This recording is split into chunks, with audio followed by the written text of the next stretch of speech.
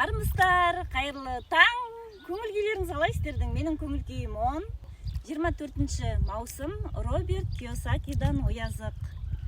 Ақша мені қызықтырмайды, немесе әңгіме ақша демес деп кедей әкем, ал бай әкем ақша бұл билік деп өз айтқан пікірінен қайтпайтын. Не де болса, ақша бұл ортада жүретін нәрсе. Ой мен эмоцияны басқарған жасампаз жанмын. Бүгінгі күнімізге сәттілік тілеймін.